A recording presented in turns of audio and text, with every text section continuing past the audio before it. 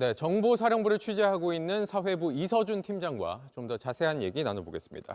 전현직 정보사령관이 모두 체포가 됐어요. 체포된 이유가 있는 거죠? 일단 정보사는 보안이 생명인 부대이기는 합니다. 네. 그런데 이번 12.3 내란 사태 수사 과정에서도 보안을 이유로 햄버거 회동에 대해 거짓말로 일관하다가 둘 다 체포가 된 겁니다.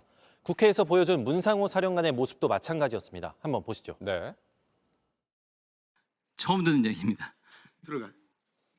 별로 개전의 정이 없구만. 노상원 알아요, 몰라요? 잘 모릅니다. 네, 처음 듣는다, 모른다, 뭐 이런 얘기들인데 마치 첩보 작전 하다가 문제된 사람들처럼 들리네요. 네, 맞습니다. 이 12.3 내란 사태를 첩보 작전인 것처럼 대응하고 있는 겁니다.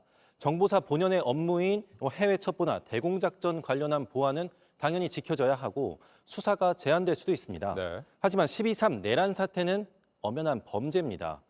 범죄 수사를 받으면서 보안을 지킨다면서 거짓말을 하면 명백한 체포 그리고 구속 사유가 될 수밖에 없습니다. 네. 뭐 내란 사태 관련자들 한 명 한 명 모두 잘잘못을 따져봐야겠지만 적어도 많은 지휘관들은 뭐 이건 내 잘못이다, 부하들은 잘못이 없다 이런 얘기들을 많이 했잖아요. 그런데 정보사 사람들은 이런 얘기도 하지 않는 것 같습니다.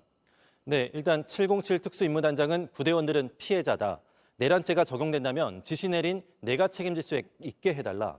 1공수여단장은 부대원들에게 주홍 글씨가 새겨지지 않도록 책임을 상관들에게 물어달라고 눈물로 호소했습니다. 네.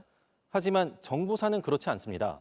문상호 정보사령관은 이른바 이 햄버거 회동에 불러낸 대령들에게 새벽에 전화를 걸어서 경찰 조사에서 내가 국회에서 한 것처럼 진술하면 된다 라면서 거짓 진술을 종용한 것으로 JTBC 취재 결과 확인됐습니다. 그러니까 부하들을 보호하려고 노력하는 게 아니라 오히려 거짓 진술을 시켰다. 그럼 부하들은 시키는 대로 거짓말을 했습니까? 일단 이 햄버거 회동에 불려 나온 건 김모 대령과 정모 대령 2명입니다. 네. 정 대령은 계엄 이틀 전 햄버거 회동을 사실대로 진술하고 수사에 협조하고 있는 것으로 파악이 됩니다. 네. 정 대령은 계엄이 실패로 돌아간 뒤에 이 선관위 장악을 위해 모여있던 부대원들에게 임무를 하지 않게 돼 다행이다. 각자 부대로 안전하게 돌아가라고 했다고 합니다. 네. 하지만 김 대령은 문 사령관 지시대로 수사에 협조하지 않고 있는 것으로 파악됩니다. JTBC는 이 김 대령에게 인터뷰를 요청했지만 거절했습니다. 네. 그러면 한 명은 시키는 대로 하고 있다는 건데 앞서 봤지만 이 정보사는 여전히 과거에 머물고 있는 게 아닌가 이런 생각이 들게 만드는 조직인 것 같습니다. 이 성범죄로 불명예 제대한 민간인의 지시에 따라서 군이 움직일 정도인 거잖아요.